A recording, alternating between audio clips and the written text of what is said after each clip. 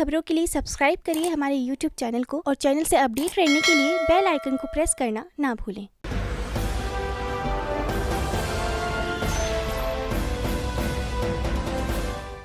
नमस्कार, आप देख रहे हैं मिलन हिंदुस्तान और मैं हूं आपके साथ Vanshika Pandey.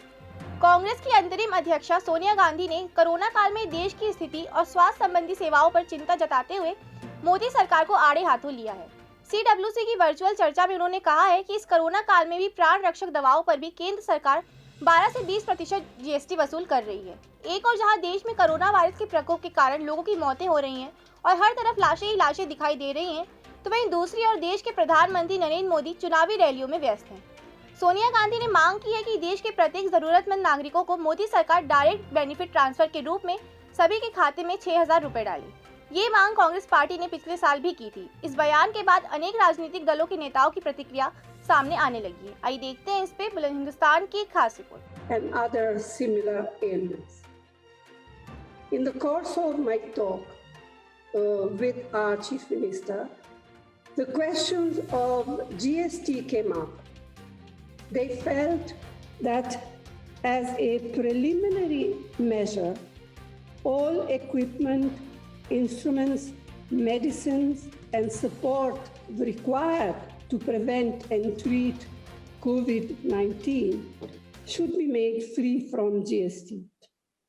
It is a matter of great concern that life-saving drugs like remdesivir, etc., and medical oxygen, as also other basic supplements, are subjected to GST at 12%. Even basic equipments like oximeters and life-saving critical equipment like ventilators are subjected to 20% GST. In the current state of affairs, this is inhuman and untenable. As the central and state governments move ahead to control the situation by resorting to partial curfews, travel restrictions, closures, and lockdowns, we will be again restricting economic activity that will hit the already beleaguered people, especially the poor and the daily wagers. It is therefore imperative to provide monthly income support and transfer an amount of 6,000 rupees in every eligible citizen's account. We had made this request to government earlier on. Similarly, with reverse migration of labor already having started, it will be critical to immediately address their need of safe transportation, as indeed their suitable rehabilitation in host as well as home states. So let us ensure that these suggestions and other suggestions that you will be making, let us hope and ensure at least that the Modi government will listen to them or take them or some of them into account in the true spirit of democratic tradition. मैंने माननीय सोनिया गांधी जी का और उनके party के राष्ट्रीय प्रवक्ता का वक्तव्य सुना। वो माननीय नरेंद्र मोदी जी को सीख दे रहे थे। मैं उनसे निवेदन पूर्वक कहना चाहता हूं कि माननीय नरेंद्र मोदी की सोच बहुत बड़ी है, जिसे पूरे देश ने और पूरे विश्व ने देखा है। मैं आदरणीय सोनिया जी से निवेदन करना चाहता हूं कि वो सीख छत्तीसगढ़ के अपने चहेते मुख्यमंत्री को दें, जिनकी कार्यशैली से छत्तीसगढ़ की जनता त्रस्त है, हताश है, परेशान है और अपने आप को कोस रही है कि हमने कैसे मुख्यमंत्री को, कैसी पार्टी को चुना। आज पूरे देश में नंबर 1 में है छत्तीसगढ़ कोरोना महामारी के इस विभत्स स्थिति के कारण, जिसकी ओर यहाँ के मुख्यमंत्री का ध्यान नहीं है, सिर्फ आरोप प्रत्यारोप में लगे हैं। दुख की बात यह भी है कि यहाँ अपने मंत्रिमंडल के साथ उनका सामंजस्य भी नहीं है। स्वास्थ्य मंत्री के साथ उनकी संवादहीनता है।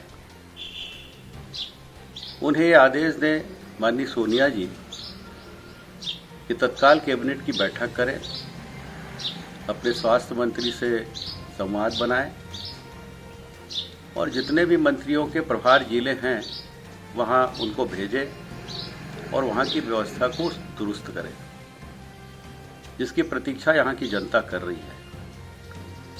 आज चारों ओर एक भयावह स्थिति बनी हुई है। केंद्र सरकार से जितनी मांगे हर प्रदेश के मुख्यमंत्री कर रहे हैं वो सब पूरा कर रहे हैं, लेकिन उसकी व्यवस्था राज्य सरकार नहीं कर पा रही है। पिछली बार 230 वेंटिलेटर यहाँ भेजे गए थे, उसको भी ये व्यवस्थित नहीं कर पाए हैं। कई जगह आज वेंटिलेटर बंद पड़े हैं, संचालित नहीं हो पा रहे और अन्य व्यवस्था भी पूरी तरह चरमरा गई है। सिर्फ अधिकारी जूझ रहे हैं, लेकिन हाथ में हाथ दिए बैठे ये मुख्यमंत्री सिर्फ अपने आप को बड़ा बनाने में लगे हैं। मैं एक बार फिर से निवेदन करूंगा कि ऐसे मुख्यमंत्री को सलाह दें और दिल्ली में बैठ के सिर्फ और सिर्फ आलोचना करना बंद करें।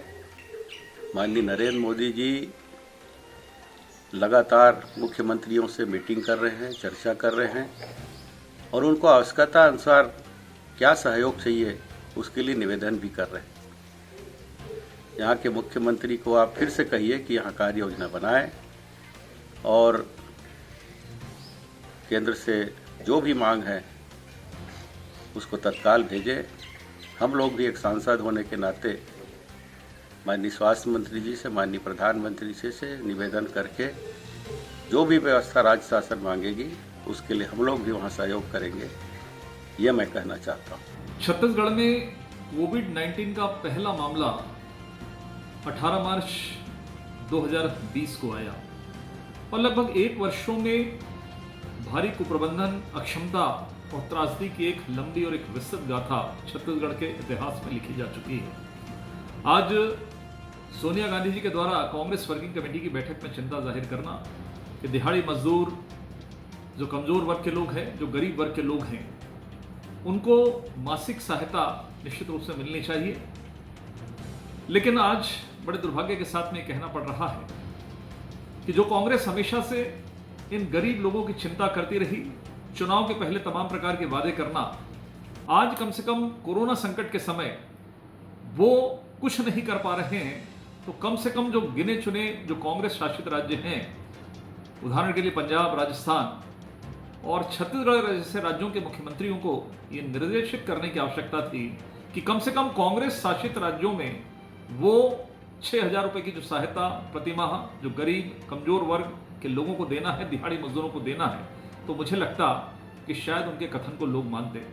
लेकिन केवल वक्तव्य देना, केवल लोगों को बरगलाना, ये कांग्रेस पार्टी की आदत हो चुकी है।